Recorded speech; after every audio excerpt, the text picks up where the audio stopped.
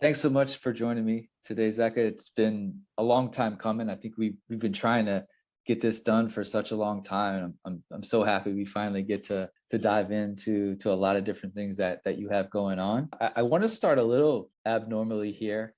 Talk a little bit about the journey, but I want to start off with sort of your travels, because travel for me has impacted my life a lot. I think anybody who travels sort of significantly or travelers early in their life, it sort of impacts them in a way that it just really benefits psychology and mental health, I think, for the long run. So I want to talk about your travels early on and maybe your time living in Scandinavia and how maybe that embedded in yourself, maybe some philosophies that you have in life and maybe how it's sort of formulated you as a human being today. I love it, Grant. I'm so honored to be here. I've loved your show for a long time, and I feel very honored to be here. When I was 18, I actually was going to study fine art photography, and for my whole youth, kind of from 10 years old up until 18 years old, working through high school, and the high school yearbook as the lead photographer in our small high school on this little island. Nice. I actually thought photography is what I wanted to do professionally, and I loved artistic photography, fine art photography. I have a lot of artists in my family. My father was an architect, and my mother's an artist, and my brother's a graphic designer and artist, and my grandfather was a famous interior designer in Seattle. My grandmother was she was actually a seamstress for Elizabeth Arden back in the 1950s, and Wow. Yeah. incredible, like many more artists in our family. And I got inspired by art through my mother's side of my family, and in that experience, I decided I wanted to go to study photography professionally. So I actually convinced my family that going to RIT, Rochester Institute of Technology in New York, would be a worthy investment. So at 18, I kind of packed my bags and went out there. It was an expensive school, but funded by Kodak, and it was rated the #1 school in photography in the country. Aside from Santa Barbara, there's a photo school at the time there was, and there was also Parsons. Anyway, went to this school and spent a year there. I was very fortunate to have, my professor was a longtime National Geographic photographer. He photographed the first images of Machu Picchu in ultraviolet. And just an incredible teacher. I was so inspired. I just felt like my work was just blooming, and the experience was incredible, but very high stress. It was, I realized quickly that the school was gearing people a lot toward commercial photography, which was centered around New York City. And being from a very small island up in the Northwest, growing up in the woods, the idea of being in New York City and being a professional commercial photographer just didn't really excite me too much. So here I am 1 year into the program, doing really well, loving it. I was actually going to college with my best friend at the time. We were both studying photography, him photojournalism, and myself fine art photography. From the same small island? Y'all both went? Yeah. So yeah, we both started at this school together, and he recently passed away, my best friend, but pretty wild. Went to school together. We had the experience there, and it was incredible. But he wanted to stay, I wanted to go, and I didn't know what I wanted to do. I just did not see myself being a professional photographer in New York City. So here I am one day, kind of thinking, well, this isn't for me, but I don't know what is what. So this may speak to my character. I'll just kind of tell a little bit more about it. I went to the library, and I went to the travel section, and I told myself that I'm going to take my camera with me, and I'm going to spend a year and kind of figure out what I want to do like my folks did back in the 1960s and 1970s. They traveled for years extensively around the world. Wow. A bit of like kind of hippie travelers, so to speak, people like that. And I kind of got the inspiration to think about that. So I went to the library, I closed my eyes in the travel section, and grabbed the first book that came to mind. Come on. I'm serious. I opened the book, and it was Thailand. And I mean, sure enough, I made a very good pick, because that is to this day one of my favorite countries to go back to. I have friends that live there. It's just wonderful. It's just a wonderful country, beautiful people. It's so I got very fortunate. So here I am some 4 months later in Thailand, and I don't really know what I want to do. Like most 18, 19, 20-year-olds, you kind of don't know where you're going or what you're doing. So I actually, long story short, I met a Swiss. You're not going to believe this when I start telling you this, but I met a Swiss cow herder who every Okay. summer would herd cows like a shepherd in the Yeah. mountains of Yeah. Switzerland. And he said, we really connected, great person. And he said, why don't you fly over to India and meet me, and I'll show you. We'll go around southern India together. I'm flying out in a few days. He said, I'm going to stay in an ashram. I didn't know what an ashram was or anything like that. And so I said, okay. And I booked a ticket. He left, and I said, well, this is adventure, right? So I'm just going to Right. go. So I fly over to what was called Madras, one of the largest cities in the south in Tamil Nadu, and show up, get off out of the airport. It's like 150 degrees out, and it's just chaos, and there's no air conditioning or anything like that. And I can still kind of picture the scene and my shock from it. It was like kind of immediate trauma. And I'm like, okay, this is wild. So I look outside, and there's just a wall of rickshaw drivers. I'm the only person that would need a rickshaw. They're all just kind of like, they can't go past a line into the building. They have to kind of solicit past the line. Right. And everybody's like, yeah, come to me, yelling, yelling, yelling. And here I am with my backpack. I don't even know if I have money at the time. I think I probably did, but I was like, I don't know what to do. I just was in shock, and I started walking toward them, not really knowing. Actually, here's what I knew. I knew there was a train station right nearby, but I didn't know where. And I was asking people, nobody really knew. Hmm. I went out dumb enough to ask the rickshaw drivers where the train station is. Nobody had an answer. So I walk past them, and there's an older gentleman, probably in his 70s. He's a couple of feet shorter than me, really kind looking and everything. He says, where are you going? Where are you going? And I said, I'm trying to find the train station. And he goes, oh, no problem. No problem at all. He says, give me your backpack. I have Okay. this like way too heavy backpack. I hand him the backpack, and I think, well, I could probably outrun this guy, if he tries to pull Sure, it with my sure, sure, backpack. sure. Yeah, And here I am. So I give him the backpack. He starts walking, and he starts walking kind of like down this little road. There's no shops or anything. He walks through these bushes, and I'm thinking, oh, this is great. I'm gonna get like, yeah. Hmm. attacked in the bushes or something. But he goes through this trail, and we end up winding down to a platform at a train station. Come on. Yeah, and I'm like, wow, okay. And he puts my bag down in front of me. And this is kind of the magic and the power of India. I love this story because it really captures it.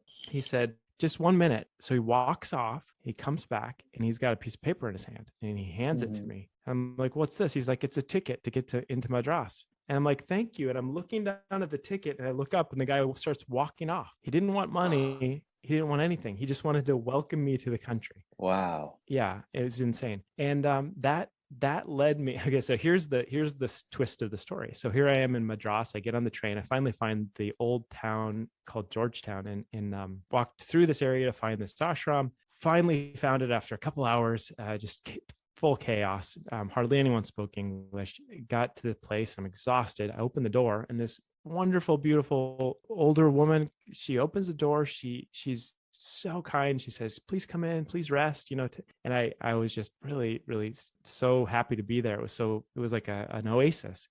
I had a plate of what's called, I think it's called a thali, where it's a traditional Tamil Nadu dish, where you have kind of like a rice disc, and you have coconut Hmm. chutney and other types of specialty South Indian cuisine. And it's very simple. You just eat it under these little metal dishes, and you dip it, and it's, always using your right hand. Anyway, so I had that meal, and then I said, have you seen Daniel, the Swiss person I was meant to meet?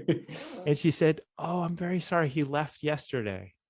Son of a Daniel. so so that led me on a 6-month journey to find Daniel. I went all over India to find Daniel. It was an amazing experience. What? No, I didn't actually look for Daniel. I never talked with Daniel ever again. So Daniel, if you're out there, no, you owe me a tally. So Unbelievable. there's a story, and that gave me I could go on at length Sure. about the inspiration about the country and such. I have to say, overall, the diversity of that country, the history, the synergy between multiple religions and languages and cultures is truly remarkable. I don't know if there's quite another country on the planet that has such a tolerance for humanity. Where did you head after that? Start Yes, bouncing around other countries, or did you settle I down somewhere did. and I kind of? did. I went to Nepal. I ended up river rafting through the in Nepal. There's this one of the highest gorges in the world. I spent a Real week quick, are doing you that. taking Yep. pictures of all this, of this journey? The funny thing about it, it's a really good question. I did. I probably took only 5 rolls of photographs the whole time during my travels for those first 6 to 8 months. I did not actually end up Wow. putting much emphasis on photography. It was such an experience in just meeting people in so many different life You were situations, immersed. Yeah, you were just so fully immersed. immersed. I Yeah. felt like the camera just became kind of like a filter between reality, or Mm-hmm. was quite inspiring. I would recommend, if anybody wants, some people laugh, they say, if you ever want your face ripped off, go to India for a few days. Like, and it's, people have kind of nervous breakdowns when they go there, because Mm. it's very intense. The smells, the sounds, the experience is incredibly intense. For anyone that's used to a lot of control, like it's very intense. And Mm. some people, they get afraid and they just need to leave immediately, and other people, they go, wow, this is transformational. And for me, it was Yeah. the latter. It was Yeah. really, I mean, I guess being open to that is also important. You just have to Very stay much. open. Yeah. I think so. Yeah. So you're off to Nepal now? You're in Nepal? Nepal was incredible. Didn't spend a whole lot of time there, but maybe like a month and a half. It's actually a kingdom, and an incredible place. The stupas in Kathmandu really brings up a lot of memories. The experience of it, meeting people from around the world. There's kind of a culture that not a lot of people appreciate, and it's kind of the traveler's culture. It's kind of a philosophy. I think we're all kind of tourists in one right, Right. on this Right. on this planet. But when we spend time and we embrace things, I think, that are eye-opening in terms of what the world can teach us outside of the formalities of, let's say, the classroom. My father always said that travel is the greatest education. And my father Yep. was kind of Wow. Yeah. my father and mother were both very, very open-minded toward world experiences. It's quite a nice, it's a privilege, really. It's kind of a privilege. It's yeah, absolutely it is. So then did you settle down somewhere and live for a little bit I before you came? did. I actually thought I was going to go back to university in the United States, but I ended up I actually ended up working in Denmark. I got a job with Hmm. DHL. I ended up, so long story short, I was also an exchange student in Norway when I was 16. I was lucky enough to live in Lillehammer during the 1995 Winter Olympics. And I was the only exchange student in the town of Lillehammer during the year of the Winter Olympics. And I was so I had a year with this host family in Norway, and they were incredibly inspiring people. And yeah, so I got exposure to kind of Scandinavian ways of thinking at that point. But then I got an opportunity to work in Copenhagen in DHL, which is an Yep. international shipping company, and had 2 years in Denmark. So it's Wow. dansk. I sound like a Copenhagener when somebody asks me, give me an öl or a beer or two, and I start to sound like a Copenhagener. The experience of Denmark, for those who don't know, like Holland, where you are living, Mm-hmm. is a very progressive country. They have social democracy, and they have sort of an integrated economy that includes externalities into the management of an economy. Or, well, we won't say management of Mm-hmm. economy, we'll say the policies surrounding government investments. That's a better way Okay. to put it. Interesting. Okay. And in Denmark, for example, cooperative finance with things like wind are very prevalent. Wind farms on shared financing models and things like that. I ended up working actually a few jobs in Denmark, and I'm a young guy. I'm probably 21, 22. I worked at DHL. I actually worked on a plant nursery. That was pretty wild. Like, yeah, that's not that interesting. Just kind of get what you can get when you're living in a country and experiencing it. Had an excellent time. It was an amazing place. I mean, I have to say, Denmark is such a progressive place, and people there are so well educated, and they are required by law to take 6 weeks off every year for a vacation. And people do. They travel quite extensively. They go to Southern Europe, or they'll go to Interesting. Asia, Gotcha. which is, Gotcha. again, another kind of an integrated policy, which makes the barrier of entry higher for business. There are other things Mm. like taxes that can be higher and other things like that. But on the flip side, you have, for example, I went to language and integration school there, which I was required to because Oh, really? I had a green card, so I was required to. First of all, here's where it gets tricky because I was required to own an apartment, which I ended up buying an apartment, which not an easy thing for a lot of people. Well, Yeah. I got a loan on an apartment, just to put that Yeah. clear, Sure. and Sure. then had language school 18 hours a week in addition to working full time, which was quite grueling. So under that requirement, basically you go to the school where they teach you Danish. You meet people that are both refugees and other immigrants or green card holders. Hmm. And you have to do that for about a year and a half. And it was incredible. At the time, you had, the war going on in Southeastern Europe, and even aspects of perhaps genocide and things like that. And in the same classroom, you had refugees from both sides in Wow. this Wow. classroom, and some of them would not even look at each other, wouldn't even talk to each other. But I befriended everyone. They had someone from Brazil, people from different European countries. Incredible experience to just be in one place to move your life forward with others. That kind of foreigner experience or that immigrant experience that I had, it gave me a tremendous amount of compassion for everyone's situation. So how did it go from photographer, well, wannabe professional Yeah, photographer, and kind of going down that path, and actually, ironically, looking back, kind of going down a path that any early professional photographer would love to go down, right? You just stick yourself in Thailand and move to Nepal and right. then go to, Denmark and these other countries, and you kind of travel the world at a young age Yeah, with the chance to take incredible photography I to know. I create a know. portfolio that, so it's kind of it's just a perfect scenario. But One then thing about photography, I mentioned it before about the filter you put on the world. Actually, you brought it yeah, up. The yeah. thing about photography is when you get very focused and immersed on it, you start to look at the world as though it's something geometric and shaped for an image or shaped to Hmm. be presented and things like that. And I think the reality of the world is the world isn't that way. That's just the way that we like to frame it. That's the story we like to tell about the world. So for me, like putting the camera down and stopping to look at everything as an opportunity to express myself artistically was an opportunity to kind of open my mind to other things that I hadn't considered, to not be so myopic. And for me, that meant travel, which I didn't realize that would be something that would kind of open my eyes to an experience. But obviously it's very difficult to be a professional traveler, probably impossible because everybody Hmm. wants to be one. What do we do? Do we write, etc.? I wasn't an exceptionally great writer. I wasn't that great in school, frankly. I put most of my efforts into skiing and photography. So I don't think I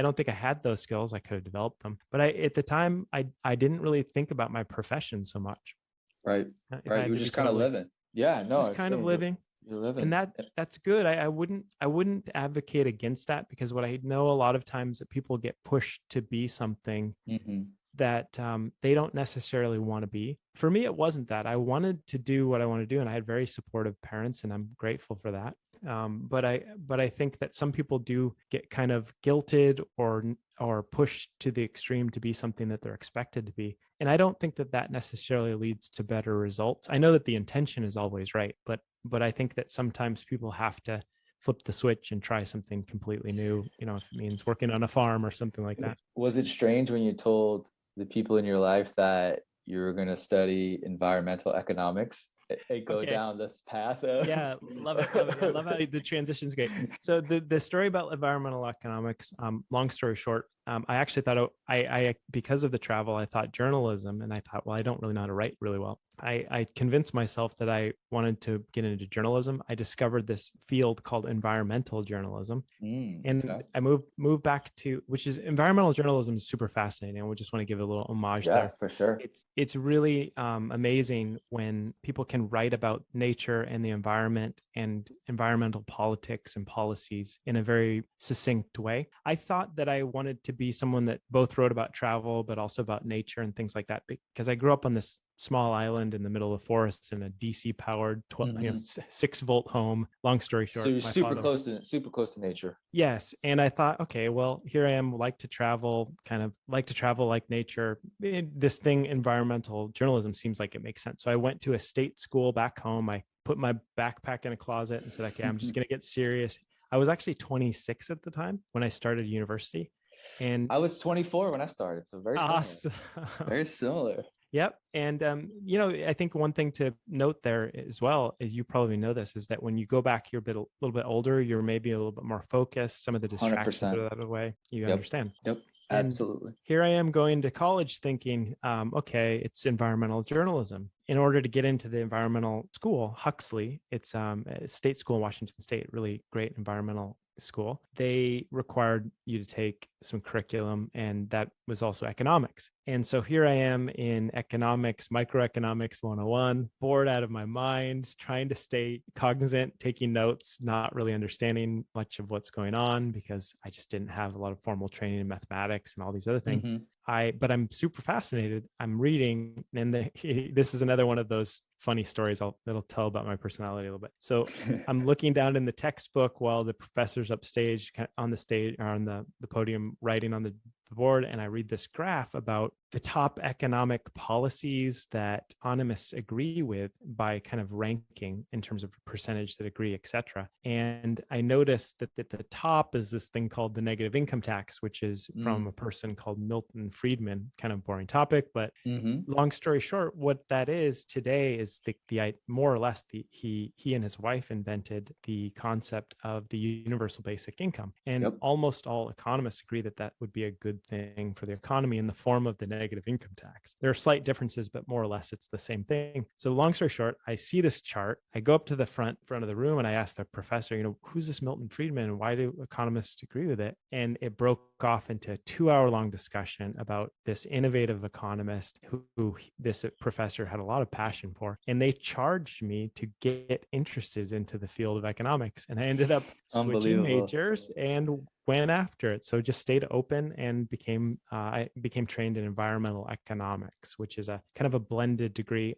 Some people, when you say that, they go, what is this? What it is basically a policy tool and an analytical tool that helps you measure actions, both from energy projects or engineering projects or government projects. I realized that after I graduated, because I got a job with this incredible firm that had been around for 25 years as an environmental consulting firm, and ended up working with them. And then a lot of other things branched from there. I branched out into starting my own environmental consulting firm or consulting firm. And then long story short, like 10 plus years later, here I am. Real quick, UBI has kind of come back obviously to the forefront a little bit. Sure. It's kind of, if you break it down, it can actually be the most bipartisan issue ever. If it should be so unpoliticalized, because it's just such a, I don't know. I would love to do a whole conversation, a podcast. I fully agree. Because most people, when they get the details, they realize this is a pretty sensible policy. It just makes a ton of total sense. Anyway, so I think having that background, which is, it's also interesting because back then, let's call it over a decade ago, environment, economics, a bit on the back burner, right? Whether investment, a little bit of kind of this niche thing where, it's sort of there. And I think people are aware of it, but from a capital allocation standpoint, from, a policy standpoint, it's very much, it's very much down the agenda, so to speak. But now, obviously, a decade later, it is the topic. It's the trending topic. It is the climate action, top of mind of every investor, capital allocator, policymaker, entrepreneur across every sector of business and economics. This is top of mind. How I guess over the past decade, I know it's obviously a long time, but did you see that ball rolling and that domino effect sort of happening over time? Yeah, when I was just wrapping up college, we're talking 2007, which was, I remember, the idea of clean energy or clean technology being just invented, right? Invented. Yeah. And, it's just a wild time. You've got other movements of, say, the Kyoto Protocol and other carbon projects being validated on a government level in Europe, the US leaning toward cap and trade policies. So for example, cap and trade and other negative externality mechanisms policy-wise are all kind of the result of something like environmental economics or carbon tax and dividend and such like that. The movement toward carbon caps on a state level and also Hmm. a national level were starting to really heat up. And especially with the price of oil going so high, people cared a lot more because they were getting hurt at the pump, so to speak. I guess when we look at the, no pun intended, but when we look at the lens right now, through the lens of investors and policymakers and entrepreneurs, even, this is still kind of new to a lot of people. Like, where would you recommend people kind of start to really learn about why this is important? Understanding why it's important to keep this Mhm. top of mind for anything you're working on, right? Whether Yes. you're on the capital allocator side or you're on the founder side, why this is an important thing to integrate into the foundation of what you do. Well, I think, yeah, it's a really good question. I'm gonna try to tackle that one, but I don't know if I'll do it quite right. I'll just give it a shot. Personally, that it's important to find things that we can each do. I mean, this isn't like a cop-out answer. I Hmm. really feel this, that each of us can make a small part, and those small parts add up to a whole. And I think it's just important to realize, however obvious it is, just kind of like, recycling slash water use slash how Hmm. much you drive your car slash kind of your, even down to your diet, the Right. plant-based diet is better for the environment. It's also showing to be better for your health. Hmm. And the other things, actions we can take, that doing a Zoom meeting rather than flying across half of the country and things like that. The things that are kind of boring, I think are important to just remind ourselves of, that we can actually do something right now incrementally. Like, even if I looked Hmm. around me right now, I could probably turn off one thing that's powered up. Sure, It's sure, sure. it's not the end all solution, I'd say, but but it's important in terms of shifting behaviors and also Mhm. allowing us to become more self-aware and talk through the nuances together. Like, overall, there are those things, but also as a founder, as a person who wants to professionalize that their passion for something like that, look at yourself, a successful podcaster, someone that works with organizations that help mitigate carbon or work towards Mhm. sustainability. You help create a voice for people like that. I guess I also have a podcast. I've been doing that for a couple of years, positive, on venture scale, positive impacts, trying to unpack what does venture capital plus impact look like. I take the sustainability view in general. I tend to not attach really strongly to one particular cause. I don't try to rank them and Right, judge, right. should you rank them the same degree I do, etc. For me, ecosystems are critical, but obviously they're integrated to other things like the climate. So ecosystems will be damaged by climate change. And just on a local level, ecosystems are critically important in my view. The idea of anthropocentrism versus biocentrism versus ecocentrism had an impact on me in terms of how I thought about my relationship in what I also call as like impact spheres. We have our Mhm. community, ourself, our local ecosystem, the broader ecosystem, the planet, the universe, these kind of, however grandiose we want to get. I think it's just important to also look beyond ourselves as well in that sense and think like, what could we do? Is there a nonprofit we could donate Mhm. to, or is there an activity we can partner, tourism, or for example, as long as it's not offsetting jobs or something negatively impactful. You start to think more in systems, and that helps, in my opinion, to figure out ways to embrace complexity. And so the more Mm. complexity you get into, the more you realize that a lot of things are interconnected, in my opinion. So it's just a matter of being sensitive to that. As you know, you tackle a lot of these complexities, and that's why I really admire your podcast. Yeah, yeah. No, I listen, it's been a great learning experience for me, right? To be able to ask professionals throughout a ton of different conversations to get to understand the landscape of all this stuff more and more. And then, like you said, I think it's the analogy of baby steps, right? I think Mhm. using that to just learn one small thing and kind of incorporate that into your lifestyle at a very small level, you can make those changes within your life that slowly grow over time, right? And then all of a sudden, 5 years down the line, you've kind of done more and more each year. You've kind of added something to your eco lifestyle a little bit, right? And sort of that adds up over time for you as an individual, right? And Yes, I then agree. you tell your wife or your husband or your brother about something you changed in your life, and maybe they pick it up, right? So Yes, there's also a communal aspect to it. absolutely. that gets sort of tagged along to other people. Excitement about something that you're passionate for Hmm. can be a trigger and a catalyst Yeah. for inspiring others. And you do that every day, Grant. I don't need to remind you of that. One thing that gives me a guard, I'm guarded. So I have like a mental barrier against getting depressed about environmental catastrophes Mm. because Hmm. economics in itself is referred to as the dismal science already. You're studying human psychology and human behavior and the downsides of business. Add that to environmental economics, you get all these other things people just kind of want to push to the side. That doesn't need to be depressing in my view. It can be motivating because you can see that there are obvious things out there that have opportunities to solve. And so I think just being more solutions focused is a way to unlock excitement within oneself and others. So I want to get into something that I'm excited to talk to you about, because one day I want to grow up and be like you. Oh geez, And don't ever grow up. Don't do that. Don't do that. But when did you decide you wanted to do Responsibly Ventures? Was it a moment where you spoke with, Yes. whether it's Yeah. family members or something? I can answer that. Actually, it was about 15 years ago, and it was back when I kind of discovered economics. I realized that I wanted to be this sustainability centric investor, but I just did not know Wow. I did not know what that looked like. I've known for 15 years. I've worked my way. Wow. Okay, so in the US, you to be in the private markets as an angel investor, the last Mhm. couple of few years, my wife and I have been angel investors. It takes a tremendous amount of effort and work to get to from a financial basis. We both got to that status and we started I started focusing on angel investing, and the last couple of years have been doing that, and it's been kind of focused on impact angel investing, which I've invested in about 30 different companies. The goal ultimately is to build the portfolio, start to show Mhm. some traction, and then for myself, lean into starting a fund, being someone that doesn't have a former large exit at Right. a startup.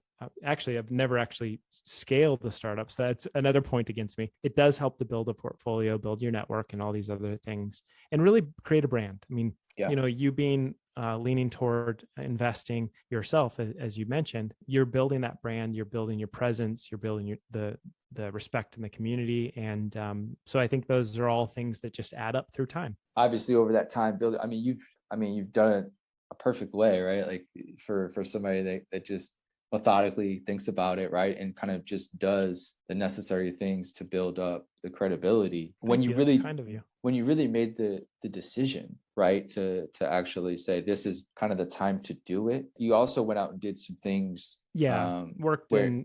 worked in startups and hedge fund kind of Mhm. quantitative finance stuff for a while, and programming and all this stuff. Like that could probably fill another show. Would you recommend that path for others? As you went through that path, are there things you would do differently? Yeah, I mean, one thing I would say that my own investments have been primarily on sustainability, but Hmm. sometimes you have to make investments in order to have a balanced portfolio that don't necessarily match a really tangible impact aspect. I mean, ideally, I would like every single investment I ever made and everything to be fully geared towards Hmm. sustainability, but Hmm. I know that there are an oil company or two in my former portfolios. I've actually voted on proxies for having direct stock in oil companies, which I thought were doing better environmental practices. And I think it was Exxon. I was invested in like 5 years ago, 4 years ago, and they had their first proxy vote, which I voted on for. I think it was like reporting their CO2 internally across their supply chain Mm. or something. And that was a big deal at the time. I just felt like that was a company that I wanted to support. I heard about the vote. I bought some shares. I voted on it. I own some oil company. I'm not evil because I did that. I had the right Sure, intentions, but of sometimes we course. just don't always know. There's so many complexities to managing a public portfolio, etc. I don't think anyone is in a position of judgment. So it's we just do our best. Well, you can't. I mean, the public markets, you really can't have, not at the present moment, right? It's always weird to see these ESG funds and these, sustainability funds and all this stuff. I'm like, I don't know if you can really have that when you're just investing in public markets, because they're just not quite there yet on that side of things. Like, they're Yeah. just. Yeah, it's difficult. In my opinion, I think it's important to not discourage. I know that it's always difficult, like some people greenwash and things like that. And Yeah, yeah. greenwashing is probably part of all of our rhetorics, in my opinion. I don't even Mhm. think we really know what that means, frankly. What is green? Well, it's just a color, like that was meant as a joke. Like, we're learning as we go. I mean, sustainability in itself, the concept that was developed through the UN some 20 plus 25 years ago, that integration of economic, environmental, and social, the integration of that is wonderful, and that's the direction we should go. In my opinion, the SDGs, the Sustainable Development Goals, are incredible guideposts for what the Mhm. future should look like. So I use those as a proxy. There's no set of standards, Right. nor will there likely ever be, if I had to be quite frank about it. I mean, I'm certified under the UN Global Reporting Initiative, and I know the standards of reporting for sustainability across all the sustainability metrics. And I do know that there are many subjective attributes and or Mhm. contentious ones. And I don't think that will change the more we highlight new areas of impact, both social, environmental, and economic. I think that I personally think that we're going to develop those in process. I don't think that we'll get to that static state. And I actually encourage us not thinking that we will, because that allows for new innovation. It allows for new dialogue. It allows for new inspiration. Maybe I'm an idealist. Yeah, as coming from an angel investor, now having like your own fund, do things change philosophically and how you look at companies or how you ask questions to founders or founding teams? Yeah, good question again. I think the way I'd answer this is I don't do this every single time, but I try to do this. I like to try to ask what are the potential negatives and what are the potential Mm, positives of your business, say 5, 10 years forward. mhm. And what that does is it opens up more of an honest dialogue about their vision, the practicalities around their strategy, etc. It also helps them think about, well, how can I remeasure the impacts that we're making? And so I like to actually encourage founders no matter what. And once I align with them, usually it's a matter of just, what does this business look like? What's the competitive aspect? I don't like to put a lot of stringent sort of clauses on them and things like this. I want to support them as they scale their company. And many times that's aligning them with other people in network that can be really helpful, other investors, etc. In my view, that's my current strategy. And I think that one's a good one to use. What I've seen often is, maybe because some people are a little bit more what I call impact sensitive, Mhm. they Mhm. may default to being requiring more because maybe they can, or because maybe the business itself wants that. And that's absolutely fine. In what I call VC impact, which is more on kind of the finance first impact side, we have the considerations of the fund life, for example, 10 years, Mm, 12 yeah. years, 14 years at times. Our fund is actually up to 14 years, which is kind of nice to get a little bit of a buffer. If you're very patient and you add more friction and you put this much more toward sort of impact control, sometimes what that can translate into is a fund that has to exit the investments earlier at a Mm, lower mhm. valuation. And effectively, you can, as an investor, by putting on more controls, create what's called a concessionary return, which basically means that you're not trying to outperform your competing firms in the marketplace, but you're willing to Right. accept less, and you're attracting investors that are also open to that. With us at Responsibly Ventures, we're much more geared toward low friction, high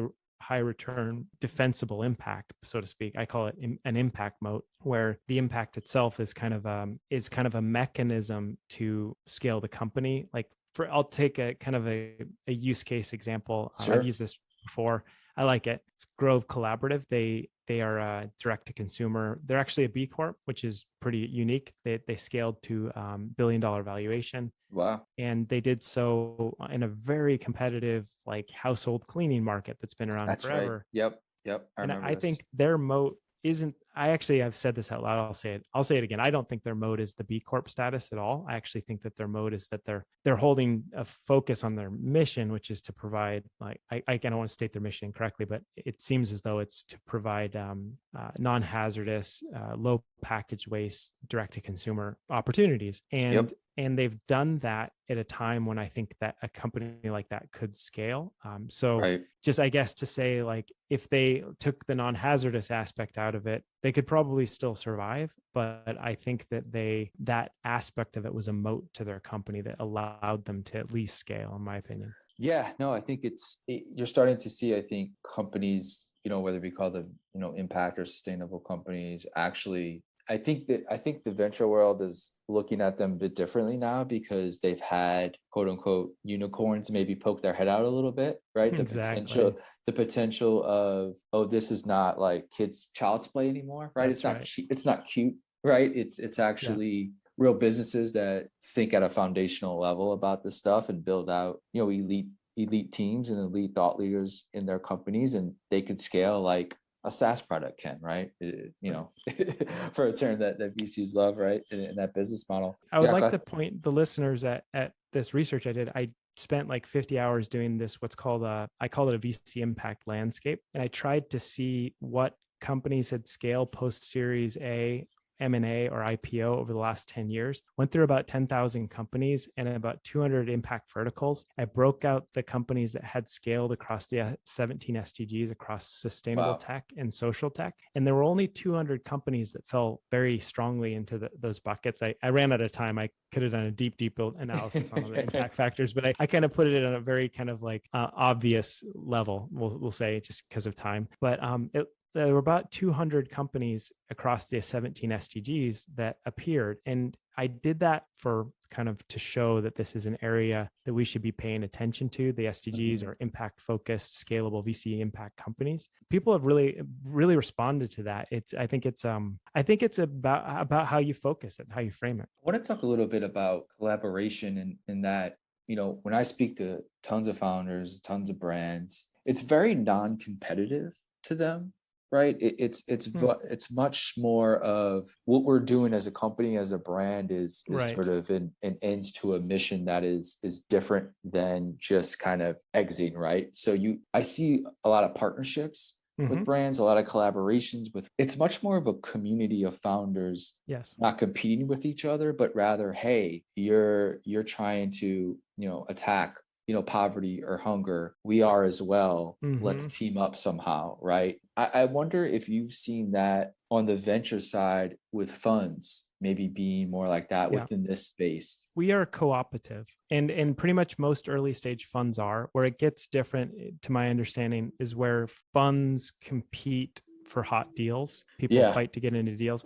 I'm not in that space. I intentionally wanted us to be out of that space and have more time to work on the relationships and steer people toward a healthier form of venture capital, so to speak. I'm aligned with venture capital, but I want us to make sure that impact aspect is there as much as we can. I'll end on a little bit of the future and a little bit of what you're optimistic about, perhaps, and what do you see just from, I guess, the companies that pitch you? What is fascinating you right now, and maybe what we as consumers or we as people every day, like what can we look towards the next 5 to 10 years of innovative companies and businesses coming out? Like, what are you seeing out there in the world that's really inspiring you right now? Grant, oh my gosh. I mean, I wanted to say, like, I'm so honored that you've taken the time here and listen to this wild story. And I don't know, you just brought me back to reality a bit. So I owe you on that one. I don't necessarily know, to be quite frank. I think that what I've been thinking about recently is that I believe we're going to go through multiple waves of sustainability, similar to, like, let's say what we saw to solar in the 1980s, to clean tech in the 2000s, to now climate tech here. It's we're going to see cycles of continuation. I think we're going to see a lot of that on the social impact side, the social good side, the sustainable tech, social tech. All of these things are going to branch out into new verticals, new focuses. It's going to effectively expand different ways that we attack more complex problems. I just think that technology is a great way to really get down into the core of different problems. So that's why I'm long on technology. I think that it usually ends up helping people in the long run. Thank you so much for taking the time. I knew it would just be a fruitful conversation, and I wish we could do so many more of these, and hopefully we will down the line. I love it. You're gonna hold my feet to the fire. I love this. And I, I want to get you on our clubhouse. We have these weekly clubhouse shows on VC Impact. We have some panels. I want to get you on a panel. I know maybe we'll have to resort the times. We usually do it at 3:30 in the afternoon on yeah, Fridays, no, but hey,